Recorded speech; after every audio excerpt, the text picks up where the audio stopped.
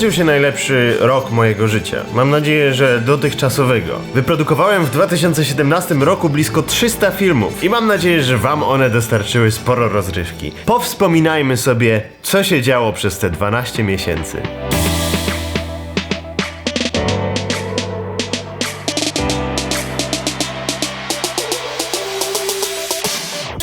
Fajne, nie?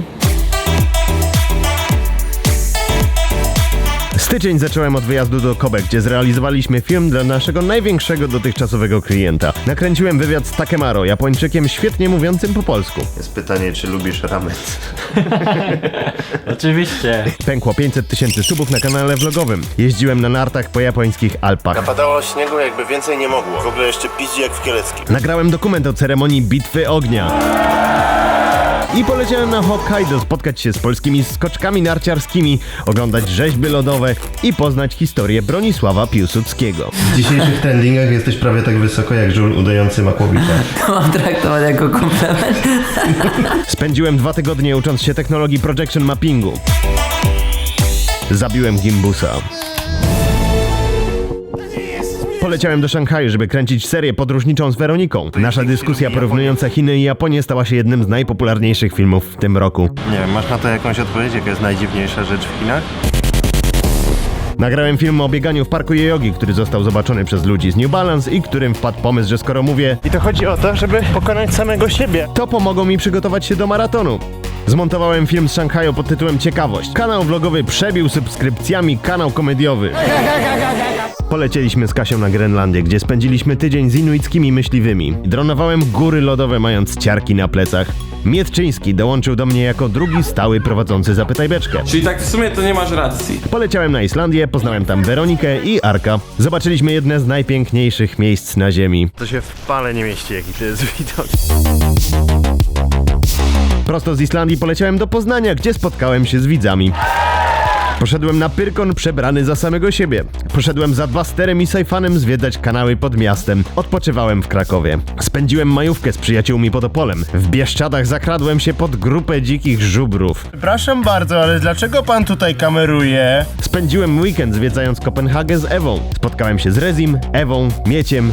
Gdzie słońce rezi? Pojechałem z rodzicami na wycieczkę do Zalipia, żeby pomóc sprzedawać tamtejsze rzemiosło w Japonii. Na zaproszenie Muzeum Narodowego spotkałem się z patronami w ich zacnych murach. Dzień później podjąłem wyzwanie przygotowania się do maratonu w Nowym Jorku. Wróciłem do Japonii i w jednym tygodniu nagraliśmy z Kasią dokument o hodowcy węgorza, film o Pachinko i film o hotelu w prefekturze Fukushima.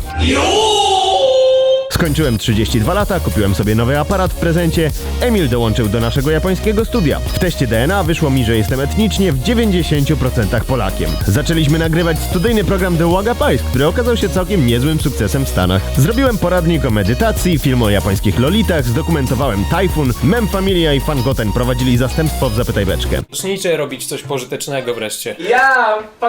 Nagraliśmy z Kasią film o japońskim schronisku dla zwierząt. Biegałem dookoła pałacu w Osace, gdzie pierwszy raz przebiegłem 18 km. Zostałem zaproszony do Izraela na wycieczkę promocyjną kraju. Pływałem w Morzu Martwym, biegałem po Tel Awiwie, zwiedziłem Jerozolimę. Spędziłem niezapomniany zachód słońca na pustyni.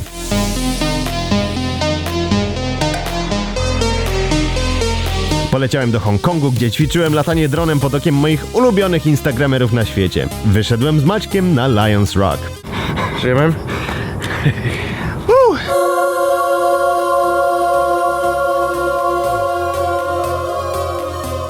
Dostałem nagrodę na Blog Forum Gdańsk, twórca wpływowy. Dostałem też wyróżnienie jako twórca odpowiedzialny społecznie. Po kilku latach tułaczki w końcu wpadł mi pomysł na następną książkę. Wygrałem nagrody na Grand Video Awards za serię z Grenlandii. Jako japońska firma zrobiliśmy z Kasią i z Emilem film o polskim festiwalu w Tokio. Przeszedłem Wiedźmina 3, no co, to też jest jakieś osiągnięcie. Halloween w Tokio spędziłem przebrany za Casey Neistata. Przebiegłem maraton w Nowym Jorku w 3 godziny 56 minut i to był najbardziej wzruszający moment tego roku.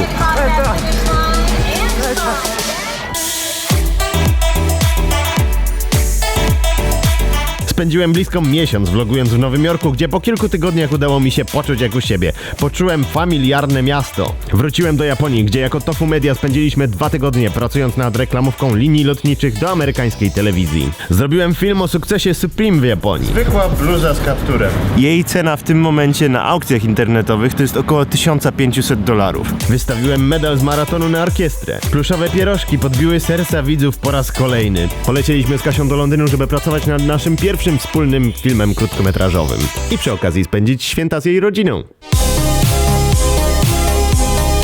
30 stycznia przyleciałem do Warszawy i siedzę w mieszkaniu Ilony pisząc ten tekst. Ten rok to około 300 produkcji wideo, około 1500 przebiegniętych kilometrów, praktycznie zero wypitego alkoholu i parę kilogramów mniej. W zeszłym roku w podobnym filmie obiecałem wam, że w przyszłym roku będzie jeszcze lepiej, więc teraz obiecuję to jeszcze raz. Bardzo wam dziękuję za to, że oglądaliście moje rzeczy, za to, że spędziliście ze mną ten rok i mam nadzieję, że się dobrze bawiliście i nauczyliśmy się razem wielu nowych rzeczy. Zapraszam was na produkcję Krzysztofa w 2018 roku. Ej, teraz po japońsku.